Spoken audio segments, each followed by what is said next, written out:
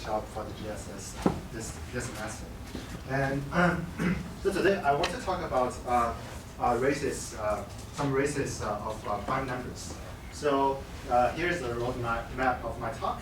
First of all, I will talk about the mod 4 race that I have mentioned in the abstract, and also I will talk about the mod 3 race. And after that, we will dig into prime number theory.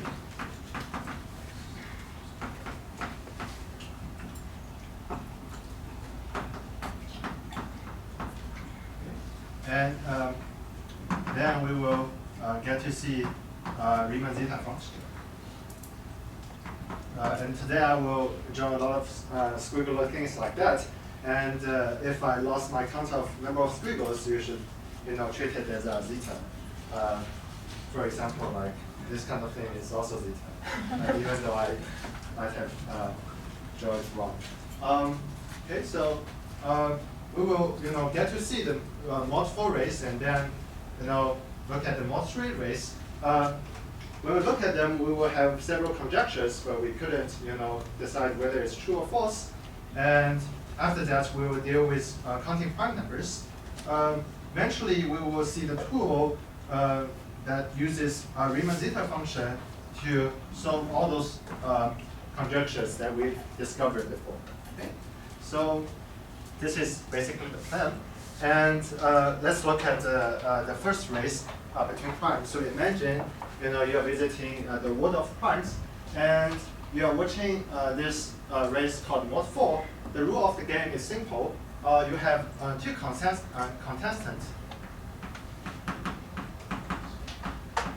You have contestant 1 and contestant 3.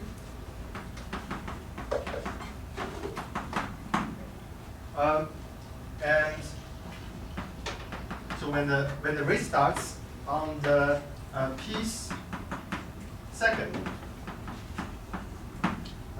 contestant 1 gets to advance 1 inch if P is a prime of the form 4n plus 1. And contestant 3 gets to advance 1 inch if P is a prime of the form 4n plus 3. Okay. So for example, when the first to second pass, no one has moved as 1 is not a prime, and then for the second second, none of the contestants moved, because even though 2 is a prime, 2 is neither of the form 4n plus 1 nor the form 4n plus 3. But then something interesting happens on the third second, as 3 is a prime of the form 4n plus 3. Therefore, contestant 3 advance by 1 inch. Okay, so that's basically the rule of the game. You would imagine that most of the time the game is boring, as most of the numbers are not primes. Okay. So let's get to look at what's going to happen in this match by demo.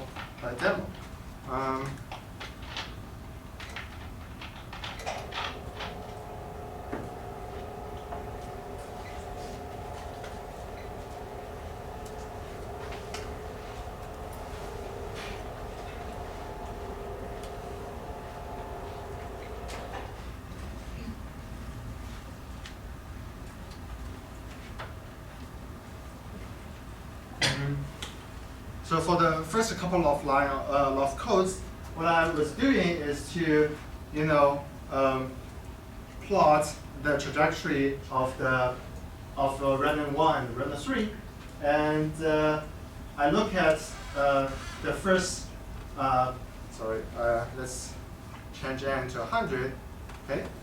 So let's look at the first 100 interesting moments of the match. By interesting moments, I mean when when the second is when the time is equal to 3, 5, 7, 11, etc. Okay, because this is the interesting moment that one of the contestants gets to advance by 1 inch. Okay, and let's look at the graph. So this is the graph of the first 100 interesting moments. The blue dots represent contestant 1, and the orange dots represent contestant 3. Okay? As you can see from the diagram, contestant 3 is always leading. Even sometimes, there is a draw between contestant 1 and contestant 3, but it's always the case that contestant 3 is higher than the contestant 1. There's something interesting, and this only happens. This is only the graph for the first 100 interesting moments, and also, if we are curious about, the difference between the distance between contestant 1 and contestant 3, we will see a diagram like this.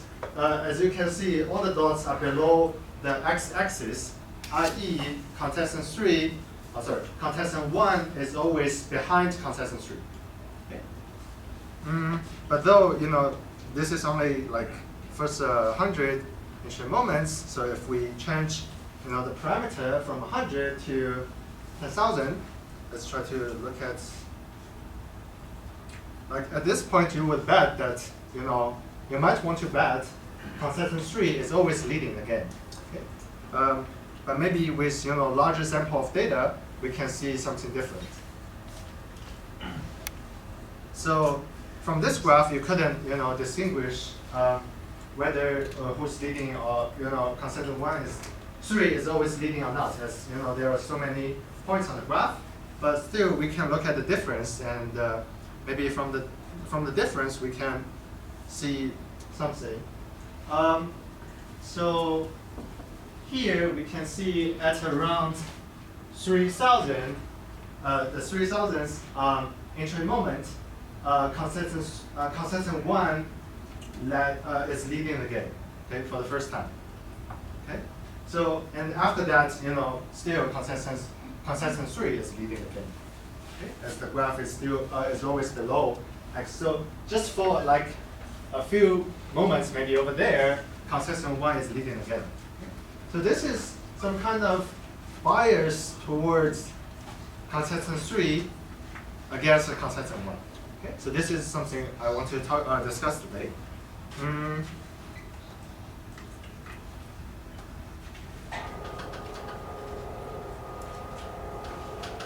So seeing this phenomena, even though like back in 18th century, people don't have this computational power to see like maybe the first 3,000 primes, right? So initially, Tchebychev saw this phenomena, and he just guessed, it's always the case that the number of primes of the form 4n plus 3 is a lot more than the primes of the form 4n plus 1.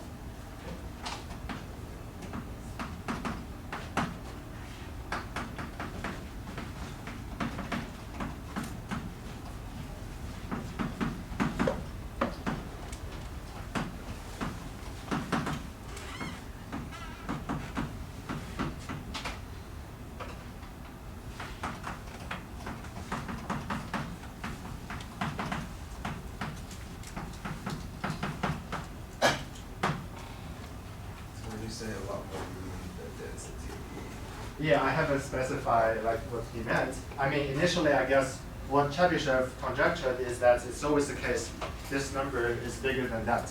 But as we have witnessed in the demo, that for some points, contestant 1 is leading the game. So it's not always the case like this. So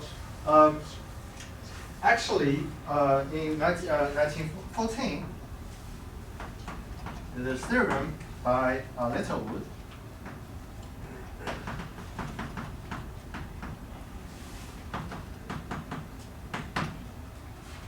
It proved that infinitely often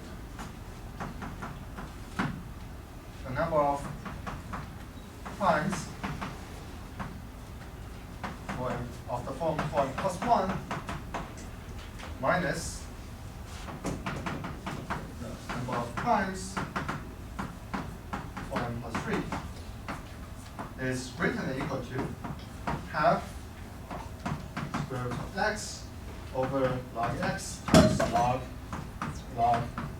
x. Okay.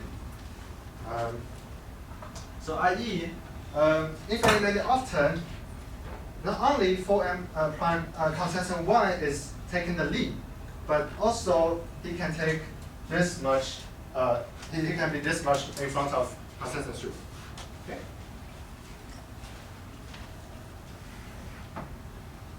Okay, so now it seems like Tchebychev is totally wrong, right? But still, as we have seen in the demo, that most of the time, consistent 3 is leading. Okay?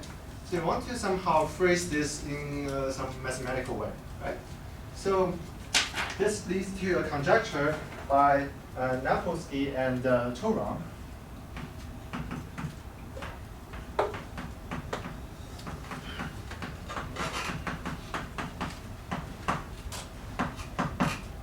In 1962, that they basically says Tchebychev is right, most of the time.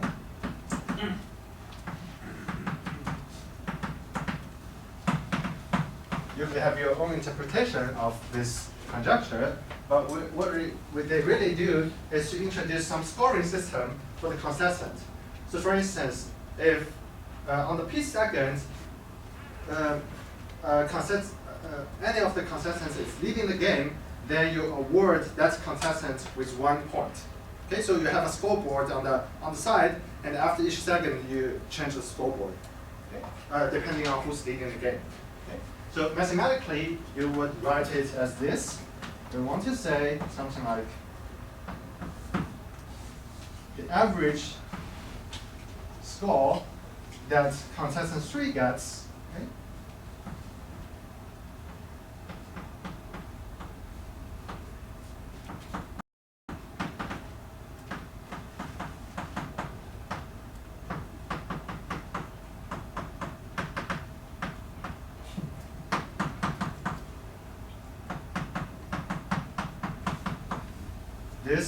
The average score contestant 3 gets approaches 1 as x goes to infinity.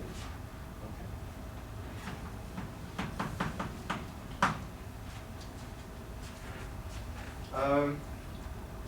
So this is a conjecture, and we will come back to this conjecture once we've seen Riemann's zeta function, and we will come back and talk about it.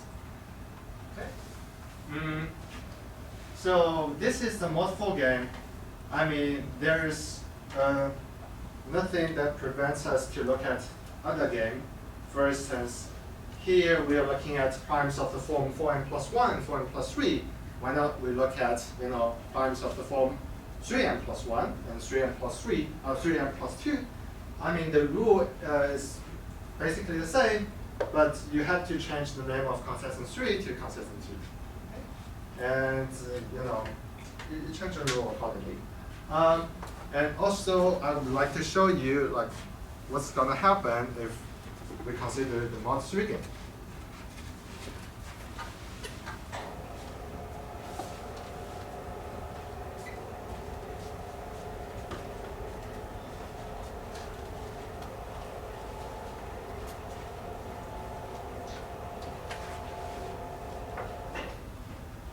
So over here is the code that generates the first 100 interesting moments in the mod 4 race. Okay, again, the rule is that for the p-second, if p is a prime of the form 3m plus 1, runner 1 gets to advance by 1 inch. Otherwise, runner 2 gets to advance by 1 inch. Okay. Let's take a look.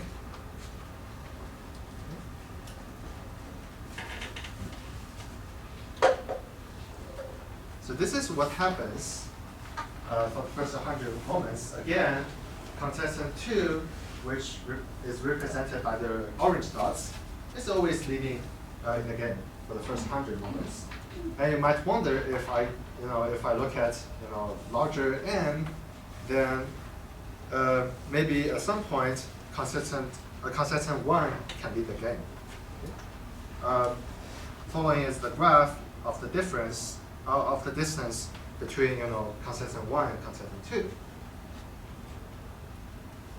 If we change 100 to 10,000,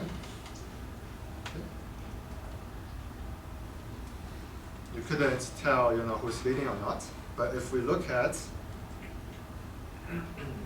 the difference, the distance between the runners, then we still couldn't see anything positive, okay, even for the first 10,000 initial moments. And changing 10,000 to maybe 100,000 is beyond the computation of a laptop, so I couldn't do it here. So you might wonder if something different happens for the mod 3 game. But there is nothing special with mod 3 game. It's just that mod 3 game, the mod 3 race is special that the first moment contestant 1 takes the lead is far beyond the computation power of my computer. Okay? So let me write what I know about the mod 3 game.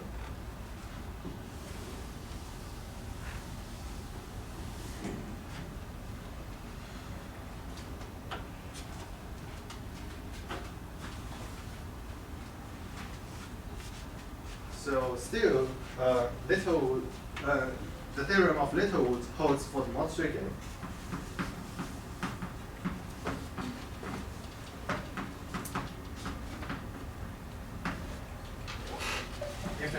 Many often,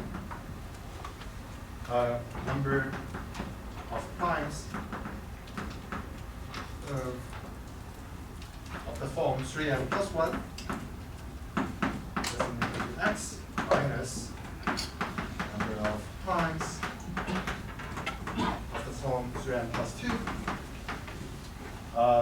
is greater than or equal to some constant times square root of x over log x is equal to x log x log x. Okay? So i.e., what we are seeing here is that if many often consistent 1 can lead the game, even though like for the first 10,000 interesting moments we haven't observed such phenomena, but according to mathematical theorem, this can happen if many often. Okay? And also, I think this can be considered as a theorem by Bayes and Hudson. They discovered this on the Christmas night in 1976. Seems like they prepared themselves a Christmas gift. So the theorem is that contestant 1 first take the lead at x equals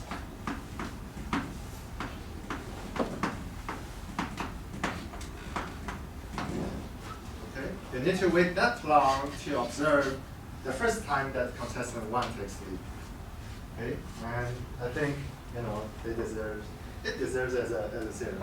It's not something obvious. Okay. And I think they use computers. I think they use computers. So judging by the years of the. is that the prime number or is that the number? This is the prime number. This is the prime number one. Not the index of the prime number. Okay. Okay. This is. Okay. But still, for the mod 4 game, we only need to wait, for within the computational power of my laptop, we can see such a phenomenon. But this is so huge. So naturally, you would conjecture that, it's harder for contestant 1 in the mod 3 game to take the lead than the contestant 1 in the mod 4 game. The first number is even. Huh? Is that 608? 608, comma, my. Oh, it's, comma. It's, Sorry, I thought you wrote down 4 numbers. no, it's just single number. Yeah, I just yeah, want okay, to okay. let you see Great. that the number of the, yeah.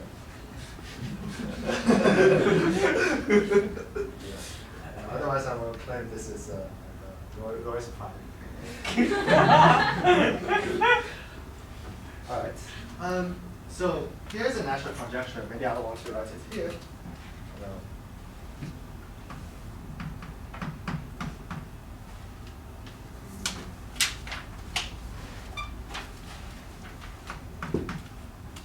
T2 dominates in the mod 3 game, mod 3 race, more than Team 3 dominates in the mod 4 game.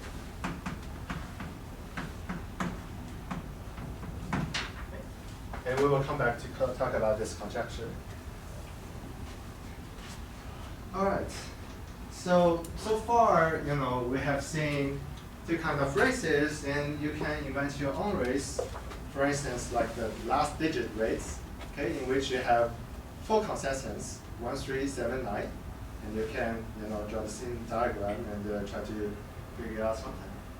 But I think 2 races are enough.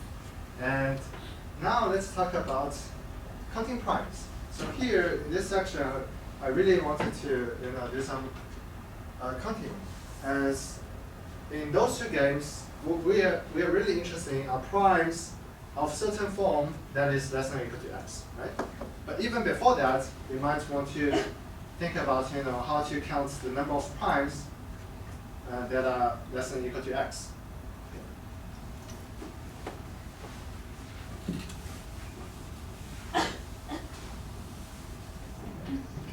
Definition,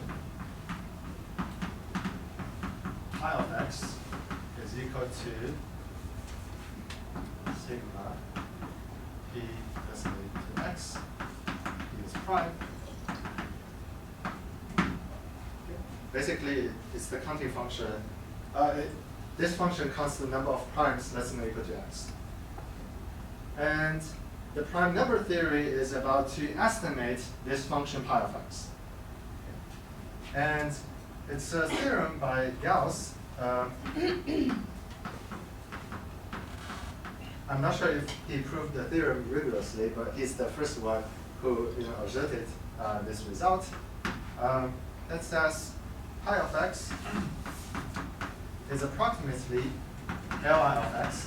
Okay, I haven't told you Li of x, but this is defined as integral from 2 to x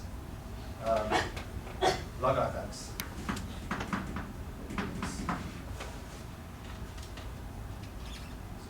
1 over log of x.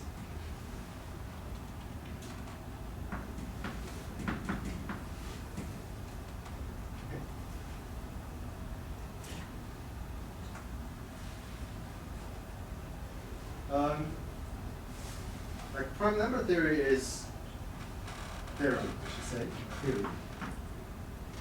Is something I think is quite beautiful and attracted a lot of attention back in, I think, 19th centuries. And the first proof of the theorem uses, I think, complex numbers. And after that, people were trying to find elementary proofs.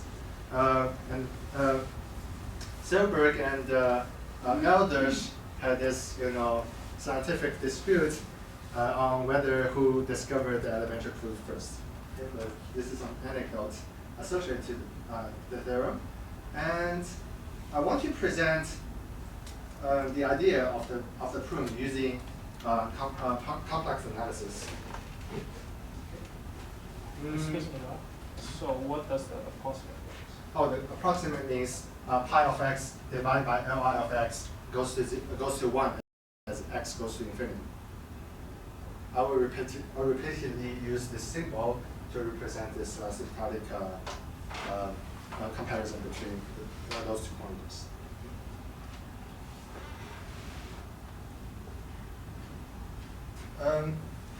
So the first observation to attack this problem is to change the function of study. Okay? So here we are looking at two not so good function. One is like counting primes, the other is like dx over log of x. Both of them are not easy to handle. Let me introduce another function called phi of x,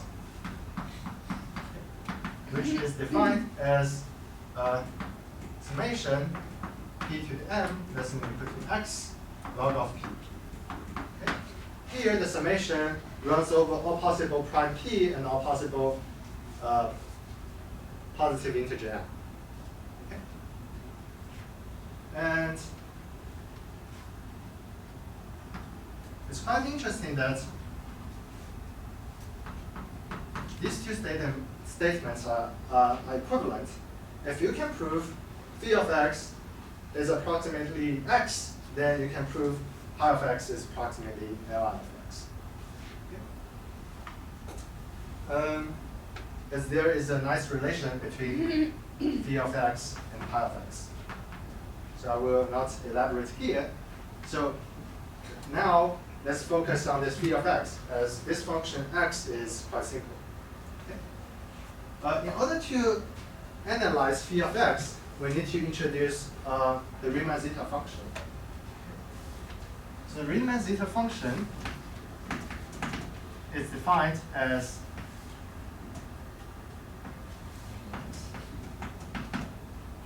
one over 1 to the x, 1 over 2 to the x, 1 over 3 to the x, etc. Okay. It makes sense if s is greater than equal to, or greater than 1. It doesn't make sense if s is equal to 1. But there is a way that we can extend this function to the complex plane except s equals to 1. Okay?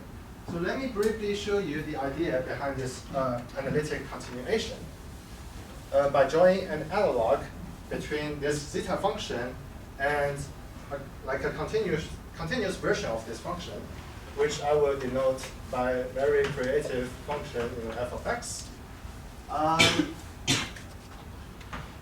So what will you do if you want to get a continuous version of zeta of x? This is like adding discrete numbers, right? So if you want to write it as an integral, what will you do? You will say something like integral from 1 to infinity. Let me change this to s. Then t to the minus s. Does this make sense? If, for example, this integrand at 1, 2, 3, 4, then you get 1 to the minus s, 2 to the minus s, etc. This can be thought of as a continuous analog of the function. But you don't get to name the function under your name, because this is just 1 over, I think, s minus 1. Okay? But this function is nice, as this function is defined over the complex plane except s equals 1. Okay. But still, you can say something ridiculous here. You can say, let's consider f of minus 1. So on one hand, f of minus 1 is equal to negative 1 over 2. But on the other hand, if you plug in s equals 1, minus 1, you get integral from 1 to infinity t dt. Okay. This is a really good exercise that you can assign to your calculus students. So similar things happen here. Okay, even though it's really it's harder to write chi of s as something as simple as 1 over s minus 1. But what you can do is to write zeta of s equals, okay, I will do my notes, minus gamma function 1 minus s over 2 pi I integral over some contour c minus x s minus 1 e to the x minus 1 dx. So using this expression, you can extend zeta of s to the entire complex plane without s equals 1. Here, the contour of integral is from infinity to 0. And then you circle around 0, and then you go back to infinity. So this is the contour of the integration. Maybe, as you might have read on the newspaper, people are claiming that 1 plus 2 plus 3 plus 4 is equal to negative 1 over 12, right? So let's try to see how can we deduce that from this formula. So what we are interested in is to compute this series. Okay. And according to the definition of zeta, this is equal to zeta of minus 1. And then according to this this formula, it's equal to negative gamma of 2 over 2 pi I integral over c minus x. So it's minus x to the power of minus 2, so it's 1 over x squared. We write it this way, 1 over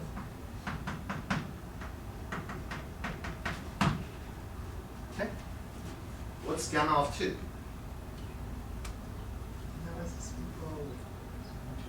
One. Okay. Gamma of n is n minus 1 factorial. So this is equal to 1. We don't care about that. And we can pull out this negative sign in the front. Okay. What's left is integral. Let me rewrite it this way. Okay. So I multiply x here and divide by another x over there. Okay.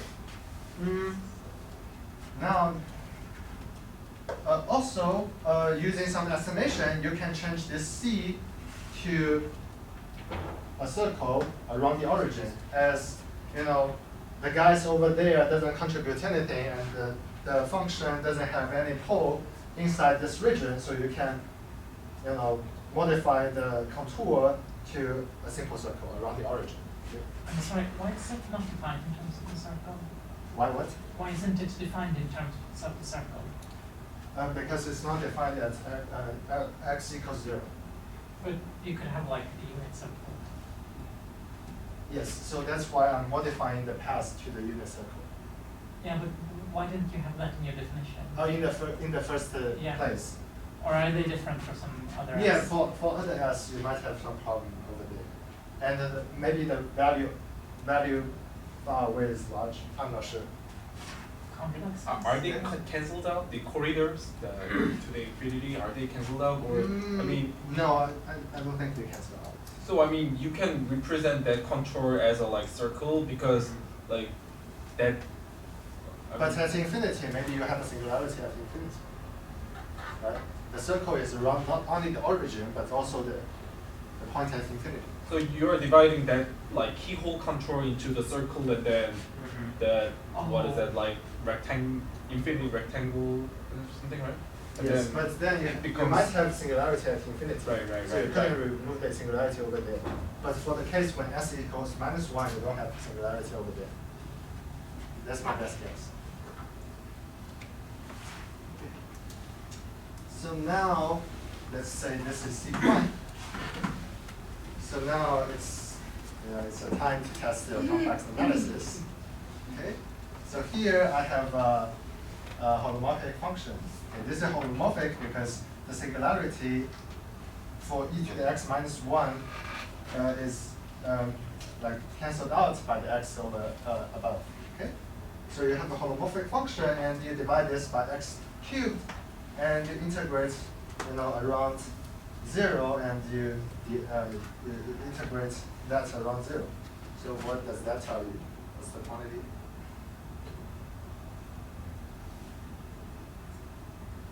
So here you apply the Cauchy integration formula. And this basically says, take this function and look at the second term, the x squared term in its Taylor expansion. Okay. So this whole quantity, you get negative coefficient of x squared in Taylor expansion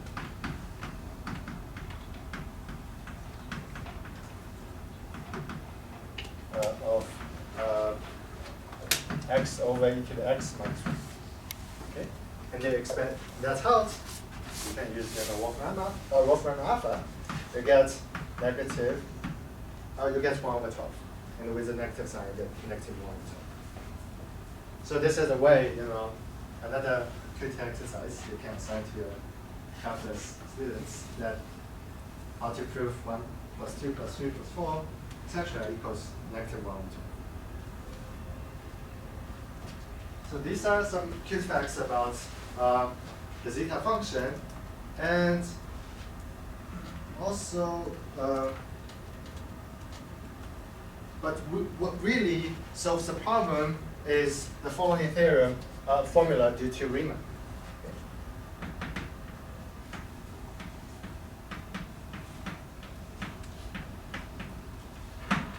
Okay.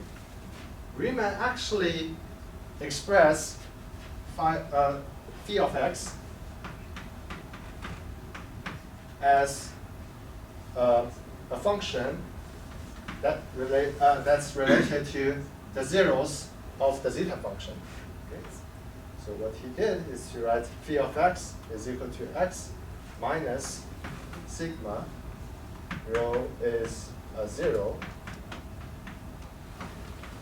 of zeta x to the rho over rho minus log 2 pi.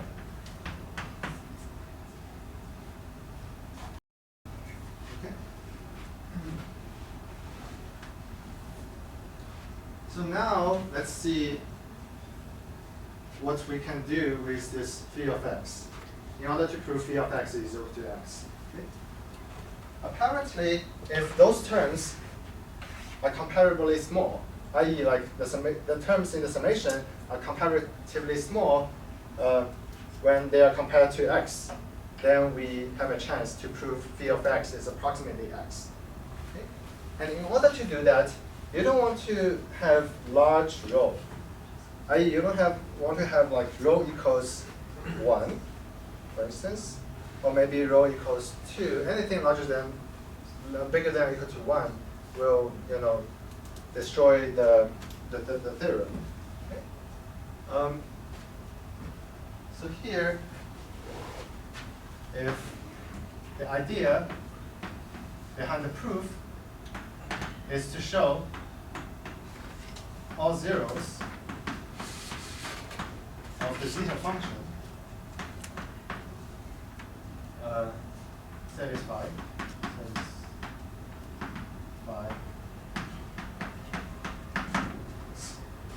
Okay. I.e., if you draw the complex plane, all the zeros lives on this side. Okay. Actually, we can even do better. Currently, what we can show is that there are two kinds of zeros of the zeta function. Those are called trivial zeros, and the others are called non-trivial zeros. The trivial zeros are the negative even numbers, so negative 2, negative 4, negative 6. Okay? You can compute the zeta function at -2, -4, -6, and you will discover that the zeta is equal to 0 at those points.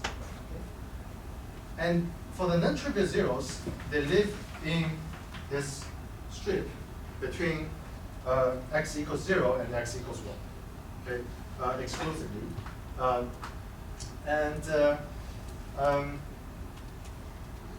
So the Riemann hypothesis is the statement that all zeros actually live on x equals half. So here.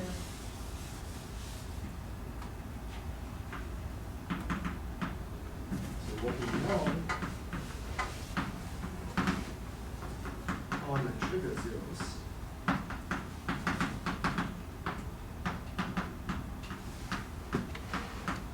between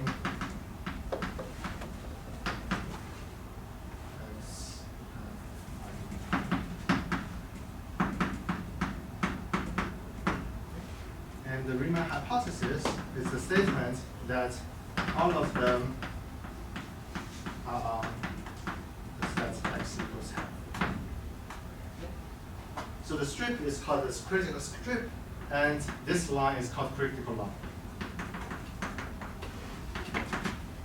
And the strip is called critical strip.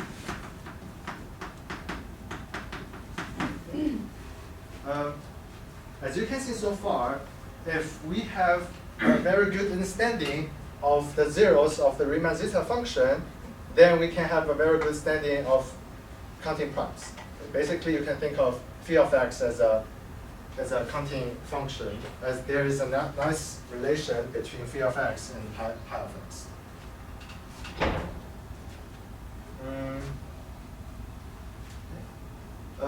So here, I also want to give you a small demo of visualizing this kind of thing. Okay? This x to the rho over rho. You might say that this is incomprehensible, as you couldn't. Once you see like how the graph of the function, you might have a better understanding of the summation over there. So you're saying if the zeros all lie on the strip, then the summation is going to be small. If you mean comparing to x? Yes. We don't need that strong. All we need is that the zeros lie on the left of x equals 1. That's all you need. But Riemann hypothesis is a stronger statement that says the non-trivial zeros are on x equals half, and for the non-trivial zeros, they are -2, -4, etc. Okay. So let's take a closer look at this formula. We have phi of x. Remember, phi of x is this kind of weird function. And it's equal to x. For those terms, we can split them into two. We can say, let's take a summation over the trivial zeros, and also let's take a summation of the non-trivial zeros.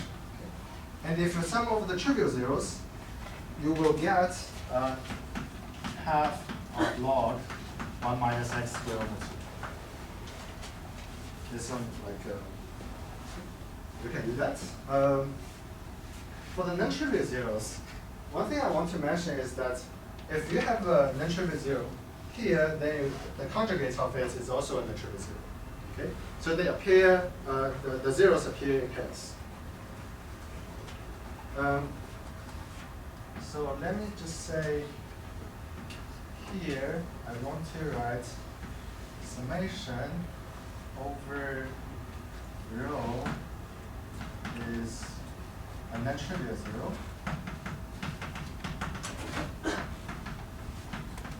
Of the zeta function with imaginary part greater than 0. You want to say -2, and over there you want to say the real part of x to the rho over rho. Okay? As if you plug in rho and compare it pair this term with rho bar, you will get this guy. Okay? And let's don't forget we have this negative log of 2 pi. Okay. I mean, on the right-hand side, it looks like a disaster. Okay? But on the left-hand side, at least we know something about phi of x. Phi of x only changes its value when x is a prime power. This is the only situation when phi of x changes its value. Right? Okay. So now if I take the derivative of phi of x, the graph should look like everything is 0, but at those points when x is a prime power, you will see a sharp spike. Right. So b prime of x has spikes at 2, 3, 4, 5, 4, because 4 is 2 squared. 5, 6, 7, 8, 9, 10, 11, etc. So maybe let's list up to 11, 13, 16, 17, 19. Okay.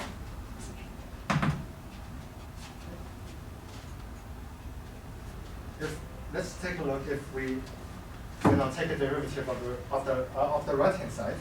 If I take the derivative of right hand side, I will get 1 minus, so take the derivative of that, think something like, I might be wrong. Something like that.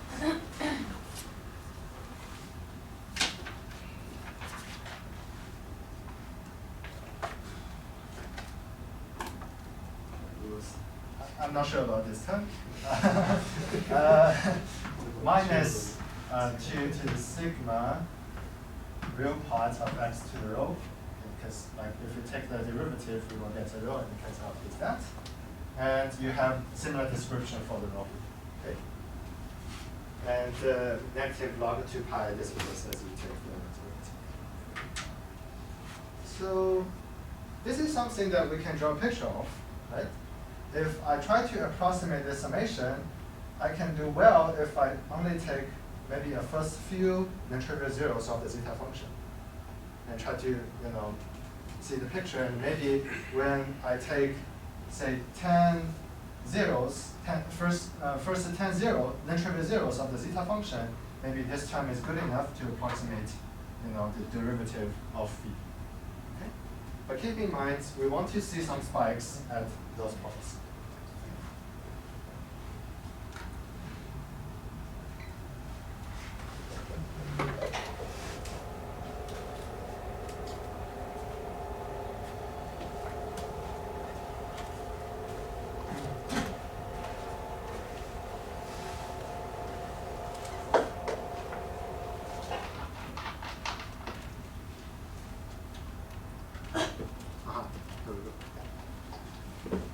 So here, I've written 1 minus 1 over x times x squared minus 1.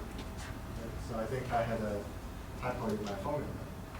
And minus 2 times summation x to the ith non-trivial 0 of the zeta function. Fortunately, Mathematica provides such a function.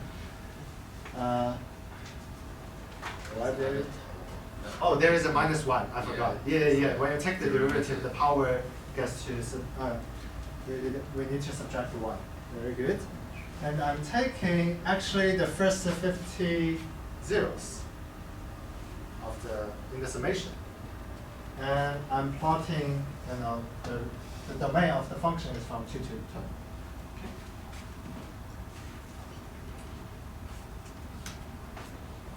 It takes some time for it to figure out. Maybe 10 seconds like this.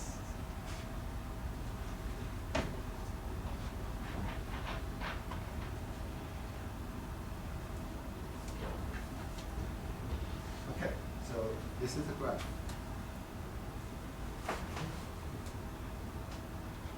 So this is 10, this is 15, so this is 0, oh, sorry, this is 5. This should be 5. And then this is 4, 3, 2. Okay? So look at the spikes. Here you have a spike at 2, 3, 4, 5, 7, 8 has a small spike. Okay? And then 9 is also a prime power.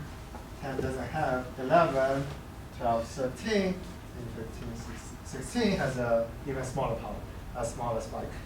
And 17, 19. It gets worse if you only collect the first 50 terms when x is equal to 12. So that's why I only plot for x between 2 and 12. So actually it behaves really good. Smaller powers and the spike is more violent. Is that Yeah, so like the spike is I think in this picture the spikes are larger at just prime when x is equal to prime. But if it's like square of a prime, then it's smaller. And if it's a cube of a prime, it's even smaller, etc. Okay.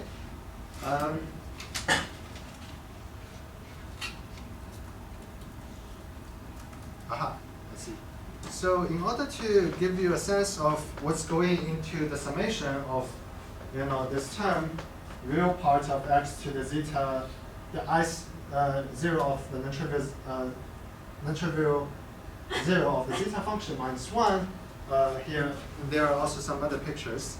So over there I said R1 is equal to the first 0, second 0, third 0, and plot x to the R1 minus 1, x to the R2 plus minus 1, x to the R3 plus 1. Just give you a sense that how those kind of waves like are plotted out and try to compare them with each other.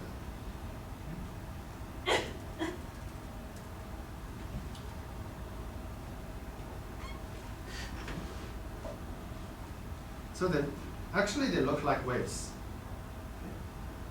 And here are the values of the first few zeros. The real part is always 0.5 as predicted by Riemann hypothesis. And the imaginary part increases as the indices increases. What's interesting about the 0.5 is that actually this 0.5 dominates the magnitude of the waves. Okay? If you plot out x to the power of -12, then you get to see how the real part gets to control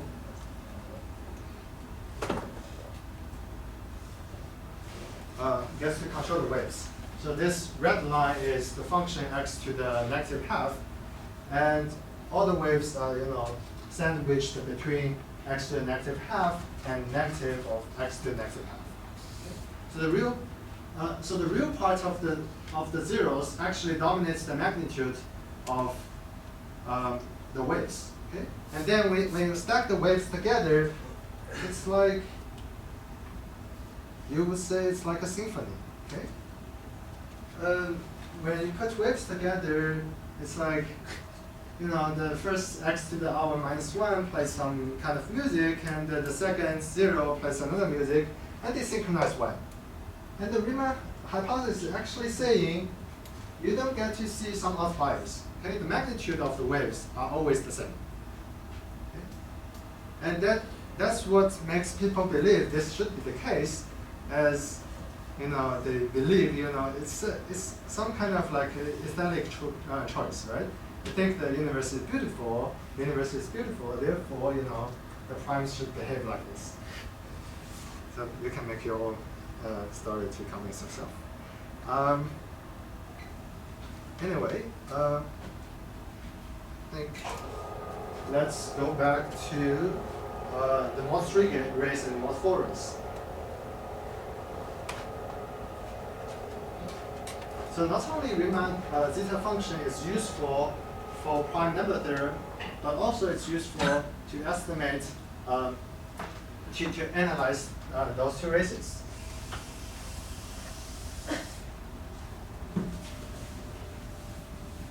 So here is something that you can derive from the Riemann hypothesis.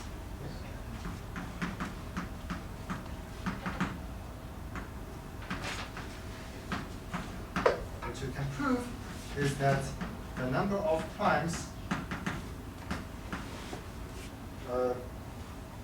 of the form 4n plus 3 less than or equal to x minus the quantity primes 4n plus 1. This quantity divided by square root of x over log of x is approximately 1 plus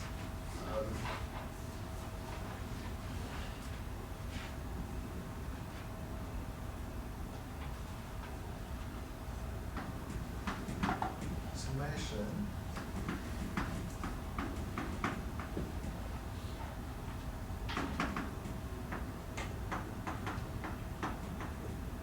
is the 0 of L of S. Here we have sine gamma log of x over gamma. Okay. So we might wonder what's this L of S? It's the brother of the zeta function. Okay. So zeta function is 1 plus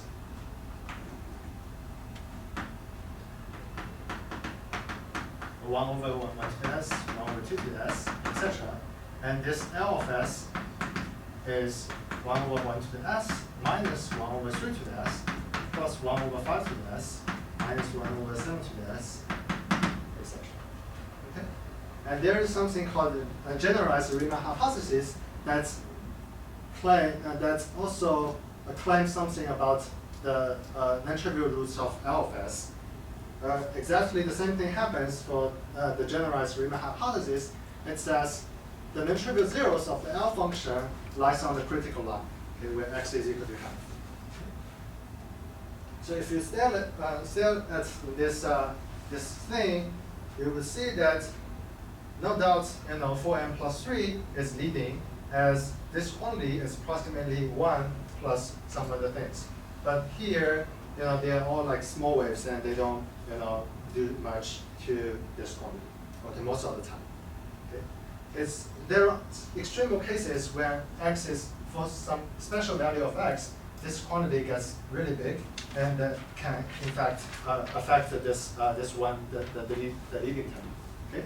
But for most of the cases, this quantity is approximately 1, i.e., for constant 3 leads constant 1 by square root of x over log of x.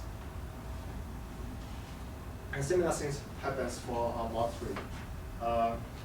For mod 3, you need to cook up another kind of zeta function. All right, and we haven't talked about the conjecture. I think I will just tell you the answer, and that will finish the talk. Sorry, Rod. Mhm. So you're saying that the generalized Riemann hypothesis is equivalent to the original? No, it implies the. I mean, it's the generalized. It depends on how you phrase the generalized. I mean, here L of s can be seen as zeta of x with some other function called the character function, and combine the zeta function with the character function, you can cook up this L of s. So generalized Riemann hypothesis claims that for all those kind of generalized Riemann zeta function, you have that their non-trivial zeros lies on the critical line. But assuming Riemann hypothesis, we cannot deduce. No. Generalized is stronger. That's why it's called generalized. Okay. So let's come back to the mod 3 game and mod 4 game. We had this conjecture by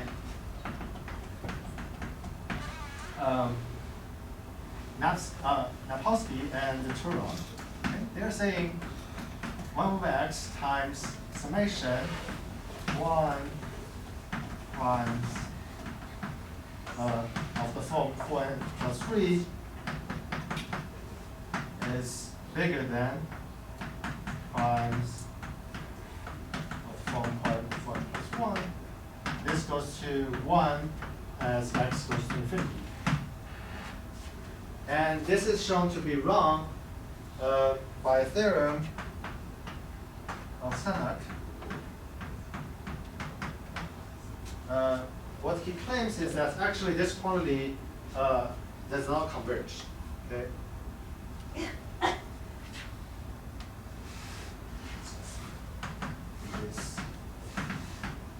does not converge.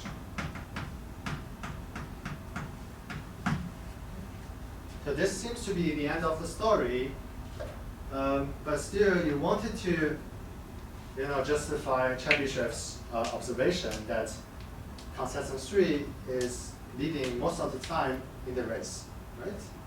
So the fix is to introduce a different scoring system. Okay? Remember, in the original scoring system, at p second, if any of the contestant is leading, you award it with 1 point. Okay, and then you refresh the scoreboard. But this is ridiculous, as like most of the time, p is not even a prime, right? So it doesn't sound correct if you award someone because nothing has happened. Right? If you are leading, then you get more advantage as just waiting, right? So Sanak find a way to modify the scoring system so that we can find such a limit. Okay? The way he modified it is to introduce a different metric, and what he did is to consider this quantity.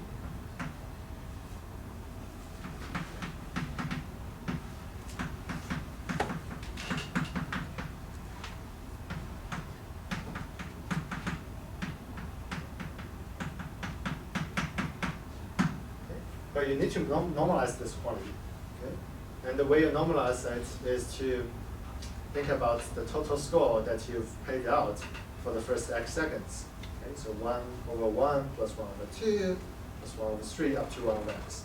That's approximately that's approximately log of x. So you need to normalize this quantity so that the payout is roughly 1.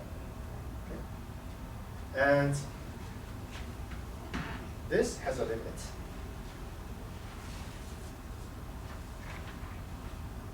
This goes to 0.9959. Okay?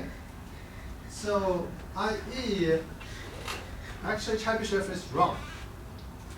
Okay? It's not the case that almost all the time Contestant 3 is leading, but just 99.59% of the time, okay, Contestant 3 is leading. Okay. And similar, you can phrase similar things for the mod 3 game. 3n plus 2.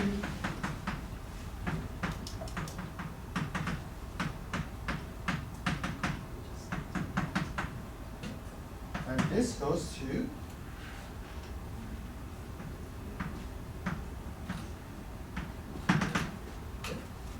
so it's a larger number comparing to 99.59.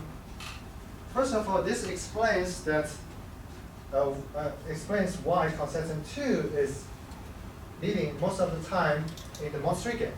But also it explains that Contestant 2 dominates the mod 3 game more often than the Contestant 3 in the mod 4 game, as this number is bigger than that number. Okay. I think I've answered all the conjectures I've thrown out a long talk, and this finishes the talk. Thank you for your attention.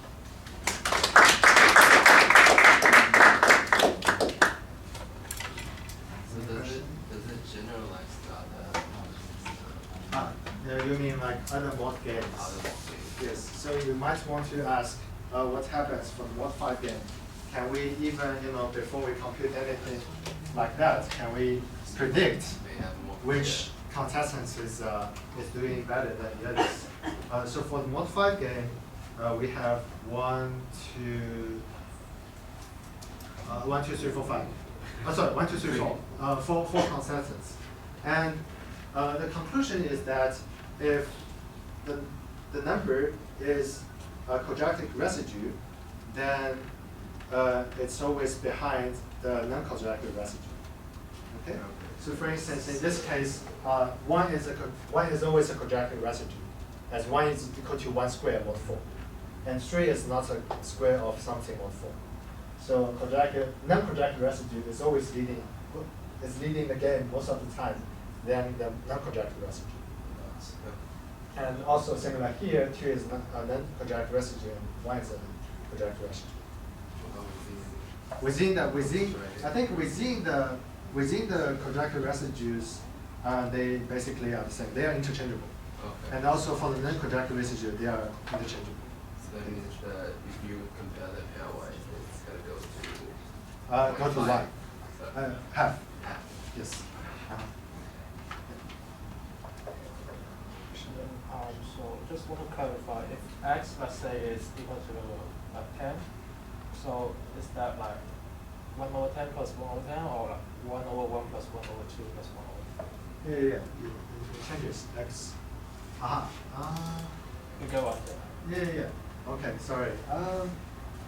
Or do you just Yeah, sum over that's bad thing. So this is little x, this is big X. Okay, this is little x less than or equal to big X. So these are all little x. And little s it's all the natural number, it's not just primes, right? Yeah, all the numbers. So at x second, you give out 1 over x as a reward for the leading ring. Yeah, here second. And like, how does people compute the limit? Oh, how to compute the limit? Or better question is like how to characterize this limit? Like, is it a Yes. solution? So for the limit, what you do is to, for instance, in this case, this quantity is actually related to the natural zeros of the L function. So you get that number from computing a lot of zeros of this function. That's all I can tell. This part is still assuming Riemann. Yeah, this part not only assuming Riemann hypothesis, generalized Riemann hypothesis, but they also assume that all those gammas, the imaginary part of the trivial zeros, are linearly independent over rational numbers. So it's like there is no conspiracy between the zeros, the non-trivial zeros. So it's even like these small things that generalize Riemann hypothesis, but it has been verified, I guess, in computation. But then you only look at Oh yeah. the So yeah. they Gamma is actually clever people have come up with ways to compute a lot of zeros of the Riemann of the non-trivial zeros, as you have seen in mathematics. Right? They provide you a function to list out the first few zeros.